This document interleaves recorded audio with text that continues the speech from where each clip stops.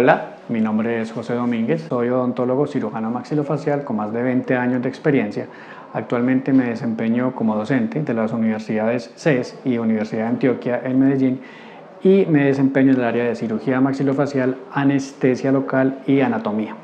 Dentro de las técnicas de anestesia es muy frecuente evidenciar múltiples errores que se presentan a la hora de atender pacientes, tanto por odontólogos como por estudiantes. Dentro de todas estas técnicas, con mucha diferencia, el bloqueo mandibular o la técnica de bloqueo alveolar inferior es la que con muchísima ventaja más errores presenta y es precisamente el día de hoy en la cual nos vamos a enfocar.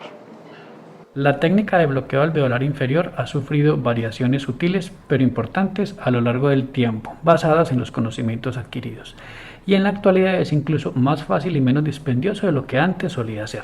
Desafortunadamente, la mayoría de nosotros desconoce estas mejoras y continúa realizando la misma técnica de antaño, que aunque efectiva, presenta mayor posibilidad de complicaciones. Es importante para toda disciplina o profesión la actualización permanente en cuanto a técnicas y conceptos.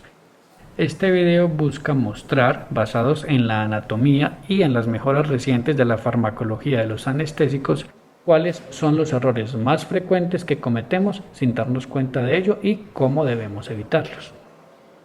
En asocio con Newstetic vamos a presentarles un video clínico utilizando herramientas de realidad virtual que nos permitirán ver qué es en realidad lo que está pasando luego que la aguja atraviesa el tejido blando y se dirige hacia la cara interna de la rama mandibular. El objetivo de este video es darles a todos una visión práctica acerca de la forma correcta en que deben realizarse las diferentes técnicas de bloqueo del nervio alveolar inferior.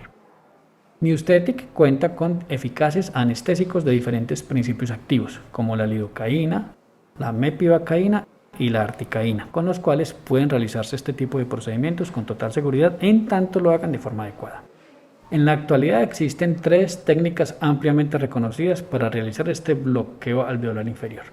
1. La técnica de Halsted, la más común de todas, que consiste en llegar con la aguja a la língula, antes llamada espina de Spix, en la cara interna de la rama mandibular.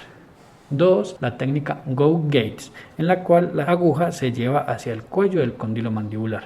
Y 3. La técnica Basiliana Equinosi o técnica de bloqueo mandibular con boca cerrada. Primero, la técnica más común de todas, la técnica de Halsted o de bloqueo alveolar inferior. Esta fue originalmente creada por el médico cirujano neoyorquino William Halsted. Este bloqueo tiene 2 variantes. La técnica directa, que es la recomendada actualmente, y la indirecta, que a pesar de ser efectiva es más dispendiosa, molesta para el paciente y con mayor posibilidad de errores y complicaciones. A continuación paso a explicar cada una de ellas. Empecemos con la indirecta. El objetivo de esta consiste en llegar a la língula y por ende al ingreso del conducto alveolar inferior, evitando el músculo trigoideo interno.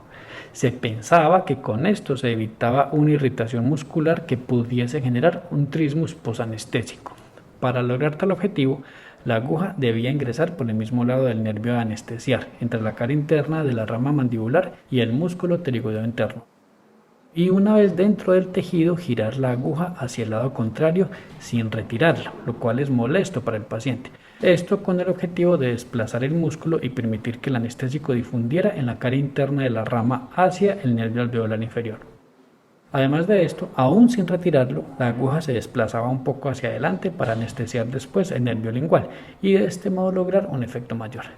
No se recomienda bajo ninguna circunstancia cambiar la dirección de la aguja dentro del tejido, razón por la cual este procedimiento no es el indicado. Con la técnica directa y los fármacos que tenemos en la actualidad podemos ser más eficaces y efectivos. Este procedimiento nos permite lograr el mismo objetivo con una sola aplicación, anestesiando simultáneamente el nervio alveolar inferior y el lingual sin necesidad de desplazar la aguja dentro de los tejidos del paciente y por ende disminuyendo enormemente no solo las molestias que implica, sino también reduciendo las posibles complicaciones que se puedan presentar, como la ruptura de la aguja o el desplazamiento inadvertido de esta en espacios peligrosos. La farmacología de los anestésicos actuales es muy superior a la de los antiguos. No importa que el principio activo sea la lidocaína, articaína o mepivacaína o cualquier otra amida comercialmente disponible. En cuanto a los productos que produce y comercializa Newstetic, la Nucaína, que es el nombre comercial de la lidocaína, y el Arctic, el de la articaína, ambos son isotónicos y tienen mayor capacidad de difusión una vez inyectados, lo cual reduce enormemente una posible irritación tisular y facilita su dispersión, lo que se traduce en mayor éxito a la hora de infiltrar, pues al difundirse en mayor extensión que sus precursores, permiten que las técnicas no tengan que ser tan estrictas en cuanto a que la punta de la aguja deba estar localizada en la cercanía inmediata del nervio alveolar inferior. Esta mayor difusión y el hecho que tanto el nervio alveolar inferior como el lingual se encuentren en estrecha cercanía en el sitio de infiltración permiten que una sola inyección pueda en forma simultánea bloquear ambos nervios sin tener que mover la aguja de su posición una vez ésta se encuentra en contacto con el hueso. El objetivo entonces de la técnica directa es llegar, como su nombre lo indica, directamente a la cara interna de la mandíbula, atravesando en su recorrido el músculo pterigodeo interno sin que esto tenga ninguna contraindicación o inconveniente. Repito, en tanto se haga de forma adecuada. En su descripción original, la jeringa se posicionaba desde el lado contrario de la mandíbula a nivel de los premolares. Sin embargo, actualmente se recomienda que se haga desde una posición más posterior, incluso desde el segundo molar opuesto, para así llegar a la rama de la forma más perpendicular posible, evitando así que la aguja entre demasiado en el tejido, lo cual es una situación bastante frecuente. Una vez posicionada correctamente la jeringa en el lado opuesto, la aguja se ubica de modo que ingrese al tejido blando 1 centímetro por arriba y 1 centímetro por detrás del segundo molar del mismo lado. Esto con el objetivo de llegar de forma directa a la língula, atravesando la mínima cantidad de tejido blando. En este punto, teóricamente, la aguja se encuentra entre los nervios lingual y alveolar. De modo que, repito e insisto, no se necesita cambiar la posición dentro del tejido, ni tampoco separarse del hueso en contacto. El anestésico al ingresar difunde en todas direcciones y bloquea ambos nervios de forma exitosa. La solución anestésica debe inyectarse lentamente, aproximadamente 1 minuto por carpule completo, lo cual es básicamente la cantidad necesaria de anestésico requerido para lograr un bloqueo exitoso. En caso tal que se requieran cantidades mayores porque no se logró una buena anestesia, debe cuestionarse el éxito de la técnica. Algo debió haber fallado, ya sea por un error procedimental al no haberse puesto la aguja en el sitio adecuado o por estar en presencia de una variante anatómica, en la cual el tejido mandibular y la língula se encuentran en una posición distinta a la esperada. En tal situación debe repetirse la técnica ingresando con la aguja un poco más atrás y solo inyectando medio carpule esta vez. A veces pensamos erróneamente que la rama mandibular sigue en la misma línea que van los dientes hacia atrás y que al ingresar la aguja esta hará contacto con el hueso rápidamente. Sin embargo, es demasiado frecuente que la aguja se introduzca completamente en el tejido blando sin contactar hueso en ningún momento. Debo enfatizar aquí que es fundamental no solamente tocar hueso, sino no introducir nunca toda la aguja. Al no tocar hueso, las posibilidades de fracaso anestésico y de complicaciones asociadas a una mala técnica como una inyección intravascular o una parálisis facial transitoria se incrementan de forma exponencial. Así que, si no se toca hueso o se introduce completamente la aguja, no debe inyectarse el anestésico. En su lugar, debe retirarse completamente la aguja e intentarlo nuevamente en una posición más adecuada, como lo expliqué anteriormente. Con la técnica de Halsted se bloquea el nervio alveolar inferior y el lingual, pero no el bucal, de modo que en procedimientos quirúrgicos del sector posterior mandibular debe anestesiarse este nervio también, ya que este es el encargado de inervar la encía y la mucosa vestibular de los molares inferiores. Su bloqueo es muy sencillo, simplemente consiste en llevar la aguja a la zona vestibular del segundo molar inferior, en donde se palpa la línea oblicua externa.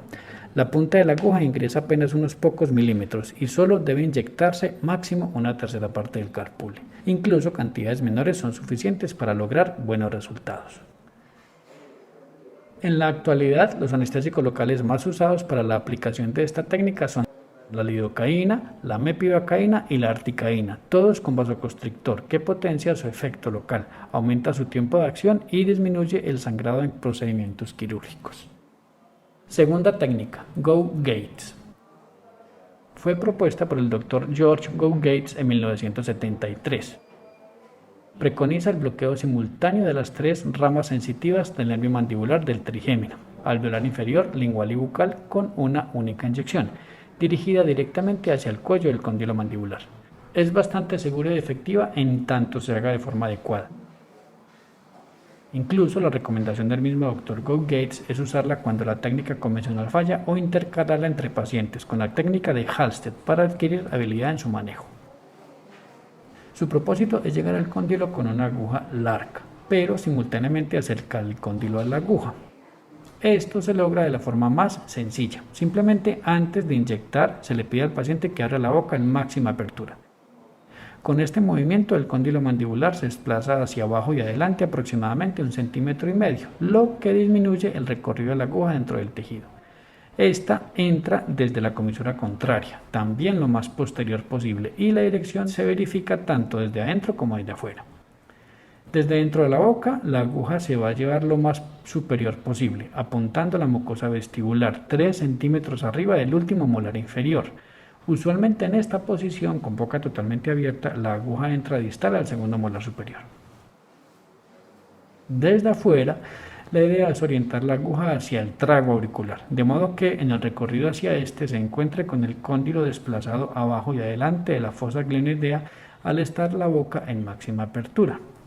Una vez la aguja entra en contacto con el cuello condilar, se infiltra lentamente el contenido de un carpule completo durante 1 minuto aproximado, teniendo siempre contacto con el hueso y sin cambiarlo de posición. El efecto es muy potente y, como se dijo antes, se bloquean completamente las tres ramas sensitivas, alveolar inferior, bucal y lingual. Por lo tanto, no se requieren más inyecciones ni bloqueos adicionales. Si en el bloqueo alveolar convencional es fundamental mantener contacto con el hueso para asegurarse de estar en el espacio anatómico correcto, acá es imperativo, pues hay mayor cercanía de estructuras importantes, como la arteria maxilar o el plexo venoso pterigoideo, por lo que una inyección intravascular accidental es más factible. Pero si se está en íntimo contacto con el hueso, la infiltración es completamente segura, puesto que estos vasos están lejos del periósteo, de modo que la técnica Gates es muy segura, efectiva y confiable, en tanto se haga de forma adecuada. Finalmente, la última de todas las técnicas, Basirenia equinosi. Este procedimiento está diseñado para el bloqueo alveolar en pacientes que no pueden abrir la boca, ya sea por trismos, por dolor u otra situación, aunque también puede ser usada en pacientes con riesgo de luxación mandibular. Con este procedimiento se bloquea el nervio lingual y el alveolar inferior, y en un 60% de las veces también el bucal.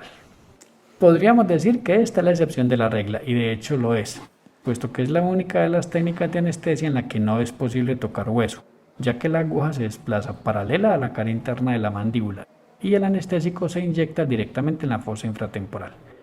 Como se ha explicado antes, no tocar hueso incrementa el riesgo de anestesia intravascular, por lo tanto es muy importante ser muy cuidadoso con la aspiración del carpule antes de proceder a inyectar el anestésico, incluso también durante el transcurso de la inyección. Puesto que el paciente tiene los dientes en oclusión, la única posibilidad a través de un abordaje intraoral es desplazar la aguja entre la cara interna de la rama mandibular y la cara externa del maxilar. El punto de referencia para ubicar la jeringa es la línea mucogingival superior. Al estar la boca cerrada, la língula y el agujero mandibular, al estar ambos 1 centímetro por encima del plano oclusal, quedan en el mismo nivel que la línea mucogingival superior. Dado lo anterior, es fundamental una buena visualización que permita tener acceso al fondo del vestíbulo y a la cara externa del maxilar superior, de modo que pueda posicionarse la jeringa paralela al plano oclusal a la altura de la línea mucogingival, y así al desplazar la aguja hacia atrás, ésta se dirigirá hacia la fosa, pasando medial a la cara interna de la mandíbula. Al usar agujas largas, en teoría, debe introducirse máximo 2/3 de esta, pero puesto que la anatomía de la rama es variable entre personas, es más prudente medir primero la longitud de la rama con la mano puesta, palpando sobre la cara en sentido anteroposterior, y según esto, ingresar solamente la mitad de la distancia de la rama con la aguja. Puesto que el agujero mandibular se encuentra aproximadamente a la mitad de la rama, la punta de la aguja quedará a la altura del agujero mandibular. Espero que para ustedes este video haya sido satisfactorio, les haya aclarado conceptos y los motive a mejorar su técnica.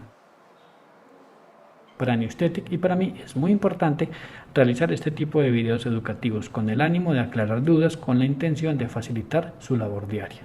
Muchas gracias.